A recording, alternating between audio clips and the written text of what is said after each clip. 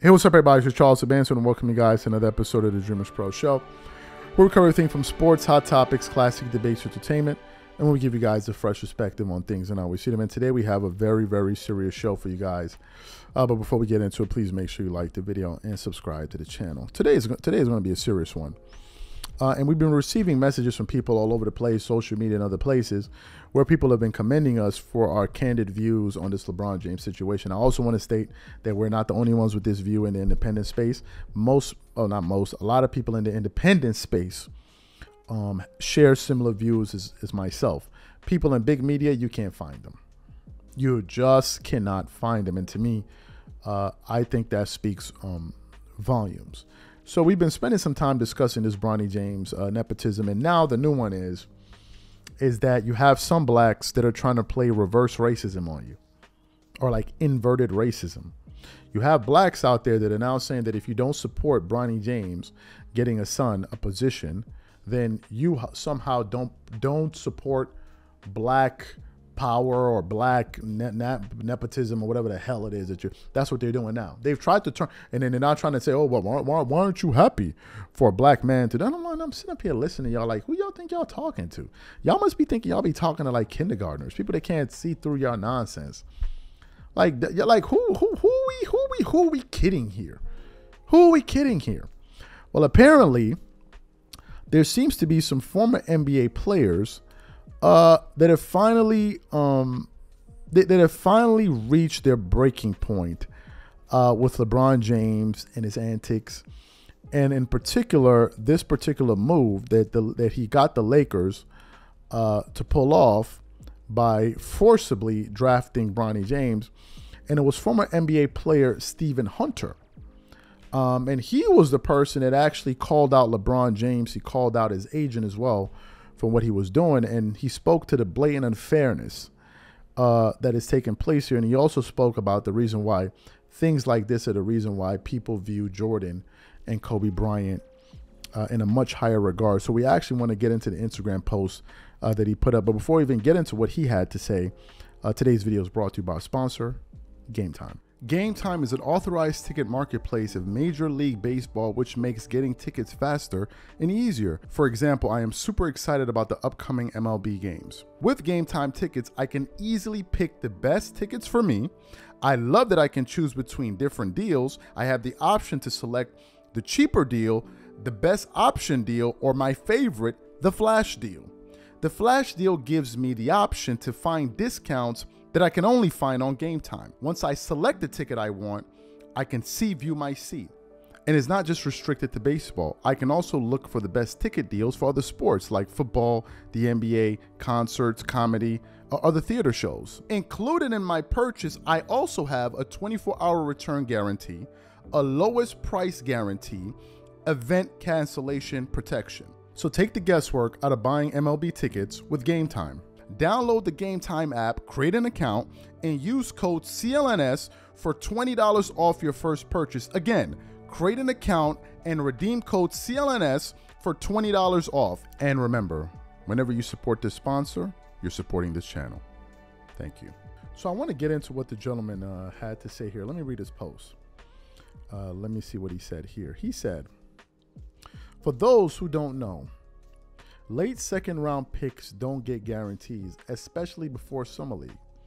Typically, late second round picks don't get 4-year guaranteed roster spot deals either. This wasn't earned, I'm sorry. And it's an egregious abuse of power from LeBron and Rich Paul. It's a slap in the face to all of those kids out there who worked their asses off to get to the league. It's sneaky Hollywood bleak like this that turns a lot of people off about LeBron.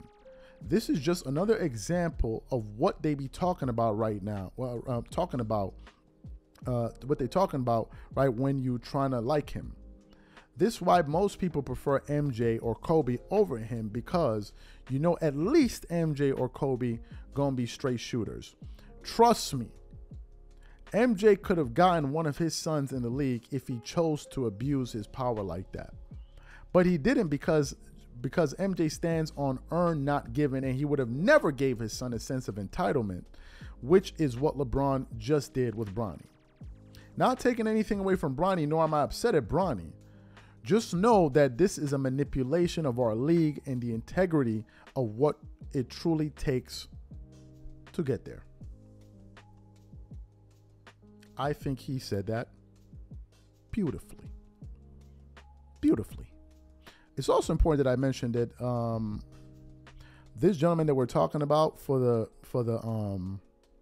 race baiting clowns is a black man. So you can take that one and shove it up your windpipe and smoke it.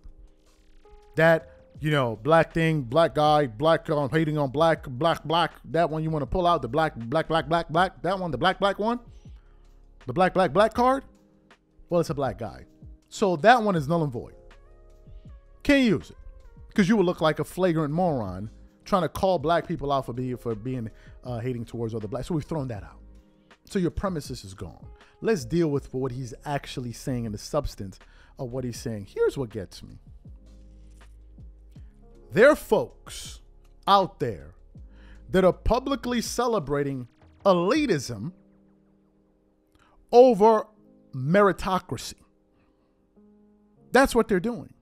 These are the same people that sit up here and virtue signal talking about, oh, we care about the black community and we want to see the black people move forward and we're happy for the black community. And as black people, this is a wonderful moment to have a billionaire flex his power and get his son into the NBA, even though some people believe he doesn't deserve it. And you feel like what? You're moving the black community forward? The black race is moving forward? How?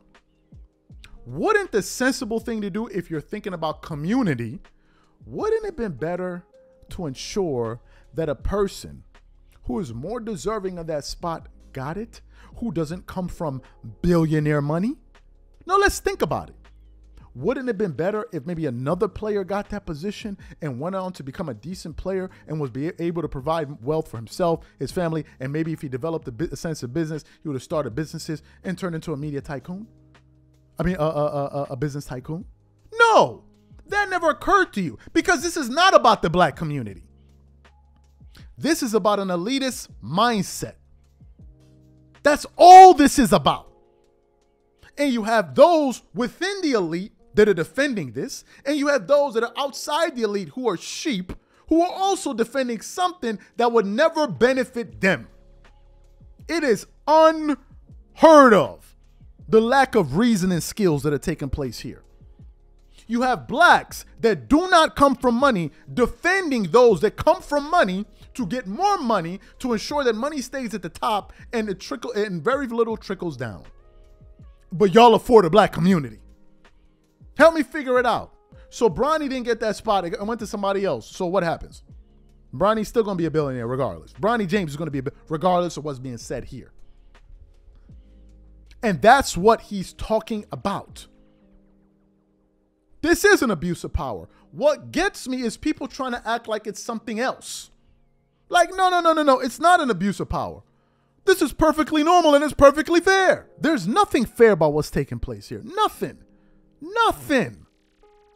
Absolutely not. Did you even hear the what is it? The strong arm taxes they were, if you try to drive him, we're going to send him to Australia. What? And you got people out here defending this. And they're trying to hide, disguise, cloak their elitist mindset with nepotism. And say, oh, no, it's nepotism. And all of us, if you had the opportunity to give your kid a position, you all do it too. No, you don't know what the rest of us would do. You don't know what the rest of us would do. There are a lot of parents out there that have a lot of money. They don't give their kids money.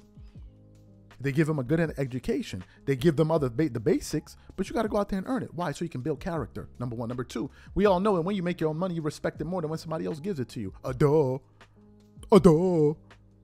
Like, what are we talking about here? It's not all parents that are just sitting up there ready to give their kids the whole world and then they got to work for it. I'm certainly not within that group. Because if you're thinking like that, then you have a very short-sighted way of thinking. You can't build no legacy with that type of thinking. What legacy are you going to build? Usually what's going to happen is you're going to create some extraordinary wealth. Then your kids are going to squander it, and that'll be the end of your legacy. That'll be the end of your legacy. That will be it. It's over, folks. Where there are other people who they build wealth for themselves, they teach their kids to go out there and build their own wealth. And then later, when they're older, they bequeath some of their wealth to their kids. But by that time, they don't even need it. So they give them the money, and then they get the parents' money, and then they just continue passing it on. And then they keep doing. That's how you build a name. That's how you build generational wealth. Not by packing all of your money in one freaking spot, and then, okay, now I'm going to give all of my kids everything. Where do you think they're going to get the motivation to go out there and work? Where? Where do you think they're going to get that motivation and will when you've given them everything? Where? So no, there are not people out there. There are a lot of people that disagree with that mindset. I'm sorry. Now, yes, are there some perks with maybe if you're successful? Yes, certainly. Why not? No one is lying about that. But what you guys are trying to make it seem like is if, okay, this is fine. This is absolutely fine. And if you're about fairness and helping people, you would put other people in position to succeed as well. Because your kid's already taken care of anyway. But the people out here trying to talk about, oh, we're for the black community and we want to see the uplifting of black people, and it just makes me feel good to see a black father do that. Oh, man, it makes me feel, what should have made your ass feel better is to see a person that was really in need of that position get it and then go create some new one. That should have made your ass happy. This all boils down to people being fanboys. And that is it. And I will argue that point with anybody. The only reason you're defending nepotism is because it's being done by somebody you like. No one with any sense would defend nepotism if it affected them negatively. Let's stop. Let's stop it. If you were in a position of getting a job that you were probably more qualified for, and the owner or the CEO, whoever gave it to their daughter or their son, knowing damn well they don't deserve it, would you be Of course you wouldn't. And that's what gets me. You have so many people defending elites, which they will never be, or they're not. Man, they done fried you dudes' brains. They done fried y'all brains. Y'all probably be up there jerking it off when you hear somebody's net worth. Oh man, he worth what? He made 200 million this year. Oh my Lord, get the honey. What 50 say, get the strap? Y'all be like, get the honey. I love it. You heard what he made 150 million. And you be having them coming in the comment section. But LeBron James still rich. What?